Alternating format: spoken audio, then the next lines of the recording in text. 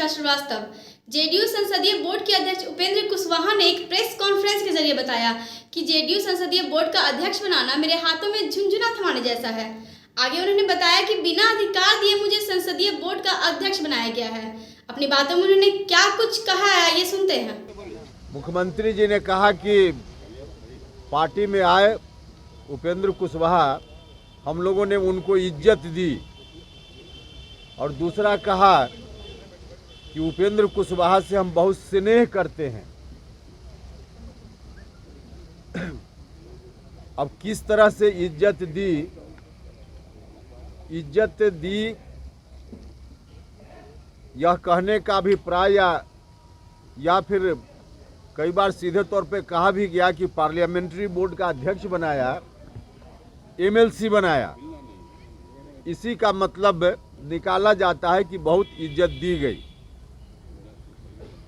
देखिए, parliamentary board का अध्यक्ष मुझको जरूर बनाया गया, और जब बनाया गया था तो हमको भी लगता था कि पार्लियामेंट्री बोर्ड का जो दायित्व होता है पार्टियों में, उन दायित्वों को निर्वहन करने का अवसर मुझको मिलेगा, और उस अवसर के कारण पार्टी के कार्यकर्ताओं के हितों की रक्षा हम कर पाएंगे।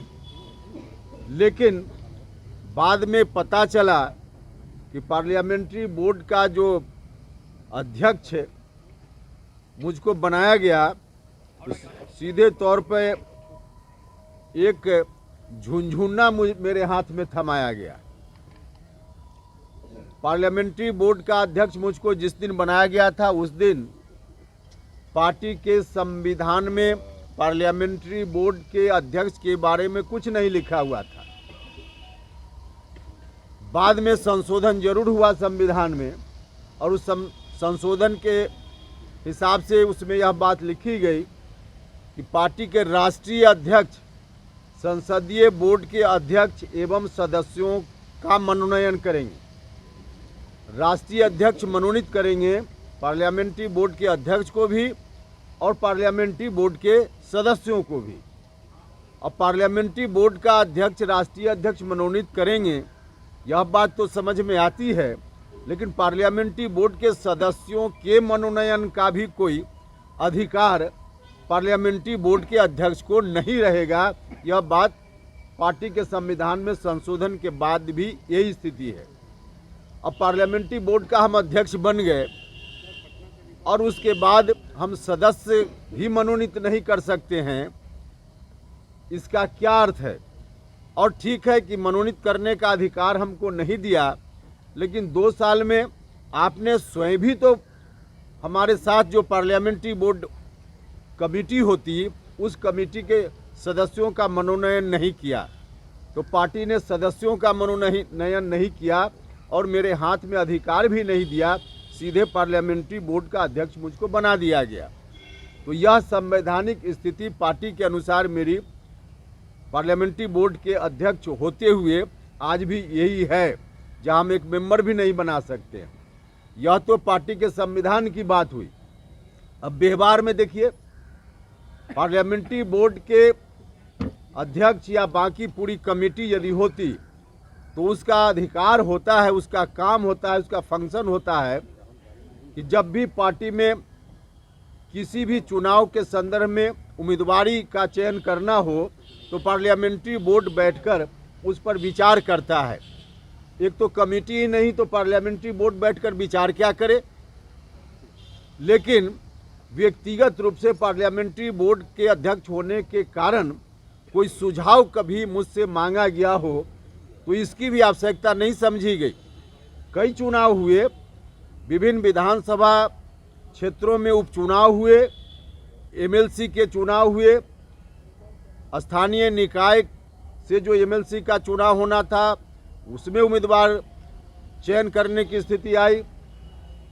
बाकी जो विधानसभा कोटा से एमएलसी या राज्यसभा के सदस्यों की उम्मीदवारी, कई मौके आए जहां पार्लियामेंट्री बोर्ड की भूमिका हो सकती थी, लेकिन पार्लियामेंट्री बोर्ड के अध्यक्ष रहने के बावजूद कभी पार्टी की ओर से मुझको बुलाकर पूछा तक नहीं गया कि इसमें किसको उम्मीदवार बनाया जाए या नहीं बनाया जाए। तो मुझको यह कहा जा रहा है कि एमएलसी बनने के बाद मेरा कोई अधिकार और कुछ उस रूप में जब पार्टी मानती ही नहीं है तो सीधे नौकरी करने जैसी स्थिति, और कह रहे हैं कि वही कोई एमएलसी पद को मैं मान रहा हूँ कि लॉलीपॉप मुझको एक थमाया गया। और लॉलीपॉप सब लोगों को मालूम है कि राज्यसभा की सदस्यता छोड़ने में उपेंद्र कुशवाहा को एक मिनट एक क्षण का भी मलाल नहीं होता है। भारत सरकार में मंत्री पद को छोड़ते हुए एक मिनट का मलाल नहीं होता है। तो एमएलसी कौन सी बड़ी चीज़ है? एमएलसी कौन सी बड़ी चीज़ है? अभी भी लगता हो माननीय मुख्यमंत्री जी को या पार्टी को, तो एमएलसी आप वापस कर सकते हैं, उसमें हमको कहाँ कोई परेशानी, कर सकते हैं। या पार्लियामेंट्री बोर्ड का अध्यक्ष ही है तो उनको लगे तो वापस कर सकते हैं, उसमें मुझको कोई परेशानी नहीं। इसके अतिरिक्त एक बात और, जो जब हमने कहा कि हम पार्टी से ऐसे नहीं जाएंगे, हम अपना हिस्सा हमको चाहिए, तो कई लोग आप में से भी और पार्टी की ओर से भी लोग कहते रहे हैं कि हिस्सा का मतलब क्या होता है। तो हिस्सा का मतलब मैं आपको बताता हूं। जो हिस्सा कभी लालू जी ने नीतीश जी को नहीं दिया था और जिस हिस्सेदारी की बात 1994 में 12 फरवरी को पटना के गांधी मैदान में आयोजित एक रैली में नीतीश कुमार जी ने जिस हिस्सेदारी की बात की थी, जो हिस्सा लालू यादव जी से उन्होंने मांगा था, वही हिस्सा उपेंद्र कुशवाहा आज नीतीश कुमार जी से मांग रहा है। यही हमारी हिस्सेदारी है।